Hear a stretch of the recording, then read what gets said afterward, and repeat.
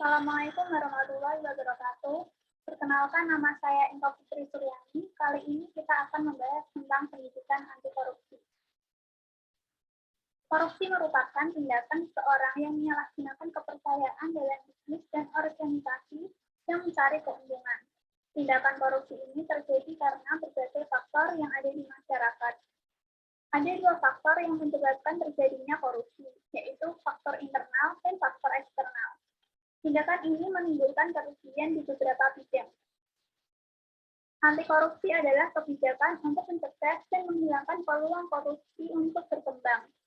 Pencegahan yang dimaksud adalah bagaimana meningkatkan kesadaran individu untuk tidak melakukan korupsi dan cara menyimpan uang dan aset negara. Berdasarkan Mahesa, peluang berkembangnya korupsi bisa dihilangkan melalui perbaikan sistem dan peningkatan manusia. Nilai-nilai anti korupsi. Yang pertama, kejujuran. Kejujuran merupakan ungkapan sesuatu sesuai dengan kenyataan yang dilakukan, dialami, dan dirasakan. Tanpa kejujuran, manusia tidak dapat maju selangkah pun, karena ia tidak berani menjadi diri sendiri. Bersikap baik kepada orang lain, tetapi tidak dilandasi kejujuran adalah kemunafikan dan racun bagi diri sendiri. 2. Tanggung jawab. Tanggung jawab berarti keadaan wajib menanggung segala sesuatu atau fungsi menerima pembangunan sebagai akibat sikap pihak sendiri atau orang lain. 3. Keberanian. Keberanian berasal dari kata berani yang berarti mempunyai hati yang mantap dan rasa percaya diri yang besar dalam menghadapi bahaya, kesulitan, dan sebagainya. 4. Keadilan.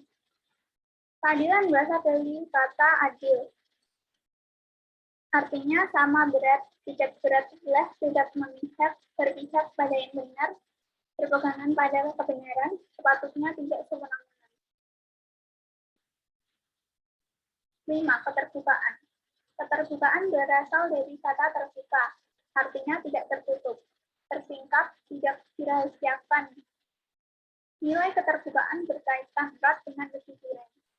6. Kedisiplinan. Kedisiplinan berasal dari kata disiplin, artinya tata tertib, ketaatan kepada peraturan. 7. Kesederhanaan. Kesederhanaan berasal dari kata sederhana, artinya bersahaja, tidak berlebih-lebihan. Hidup sederhana berarti hidup bersahaja dan tidak berlebih-lebihan yang didasari oleh suatu sikap mental rendah hati. Kata kunci sederhana adalah bersahaja, tidak berlebihan, sesuai kebutuhan apa adanya dan rendah hati. 8. Kerja keras. Kata kerja bermakna kegiatan melakukan sesuatu. Sesuatu yang dilakukan untuk mencari nafkah. Wujud dari nilai kerja keras dalam kehidupan sekolah dan kampus diantaranya adalah tidak mengambil jalan pintas dalam mencapai tujuan, menghargai proses tidak sekedar mencapai hasil akhir, menggunakan waktu yang sebaik-baiknya untuk mengejar suatu target atau tujuan, serta tidak terlalu memikirkan apa yang akan diperoleh, tetapi memikirkan apa yang harus dapat dihasilkan. 9. Kepedulian. Kepedulian berasal dari kata peduli, artinya mengindahkan, memperhatikan, dan menghiraukan. Metode pembelajaran mata kuliah pendidikan anti korupsi. 1. Diskusi di dalam kelas. Pembelajaran ini ditujukan untuk menumbuhkan kepekaan dan kesadaran dan kerangka berpikir, proses, atau langkah-langkahnya, seperti halnya langkah-langkah diskusi pada umumnya. 2. Studi kasus. Tujuan case study adalah untuk meningkatkan kepekaan mahasiswa terhadap kasus korupsi dan mampu melakukan analisis terhadap kasus tersebut berdasarkan konsep korupsi yang telah disampaikan oleh dosen. 3. Skenario sistem pengembangan. Tujuan metode ini adalah memberikan rangsangan kepada mahasiswa agar memikirkan penyelesaian masalah secara nyata. 4. Kuliah umum. Bertujuan untuk mempelajari suatu bahan dan konsep tentang korupsi dan bagaimana pemberantasannya dari seorang praktisi atau orang-orang lapangan yang terlibat dalam kegiatan dengan persoalan korupsi. 5. Diskusi film. Kegiatannya adalah dosen memutar film dokumenter tentang kasus korupsi atau anti korupsi. Selanjutnya, mahasiswa memberikan komentar dan membahas secara berkelompok atau individual. 6. Laporan investigasi. Tujuan metode ini adalah mahasiswa memiliki kompetensi untuk mengidentifikasi dan menganalisis suatu kasus korupsi yang real terjadi di lingkungan sekitar atau di suatu daerah. 7. Eksplorasi tematik. Metode ini bertujuan untuk membangun cara berpikir yang komprehensif dan menggali sebuah kasus. 8. Prototip. Tujuan metode prototype adalah penerapan keilmuan atau ciri khas perguruan tinggi atau ciri khas lokal dalam mengembangkan teknik anti korupsi. 9. Pembuktian kebijakan pemerintah. Dalam metode ini, mahasiswa memantau realisasi janji pemerintah sebagai wujud dari integrasi pemerintah. 10. Alat-alat pendidikan. Tujuan metode ini adalah mencapai media pembelajaran yang kreatif dan segmen pendidikan formal maupun inklusif dalam rangka kegiatan anti korupsi. 11. Melalui pembelajaran ini, mahasiswa memiliki keterampilan menulis secara terpadu berdasarkan fakta dan gagasan yang diperoleh dari membaca dan mendengarkan bahan-bahan tentang korupsi. 12. Pembelajaran keterampilan pemecah masalah sosial. Pembelajaran keterampilan pemecah masalah sosial menerapkan pendekatan fungsional dan pendekatan berbasis masalah. Jenis-jenis korupsi. Korupsi jalan pintas. Terlihat dalam kasus-kasus penggelapan uang negara, perantara ekonomi dan politik, pembayaran untuk keuntungan politik atas uang balas jasa untuk partai politik, dan money politik. Korupsi upeti. Merupakan bentuk korupsi yang dimungkinkan karena jabatan strategis. Karena jabatan yang disandangnya, seseorang mendapatkan persentase keuntungan dari berbagai kegiatan, baik kegiatan ekonomi maupun politik, termasuk pula upeti dari bawahan dan kegiatan-kegiatan lain atau jasa dalam suatu perkara.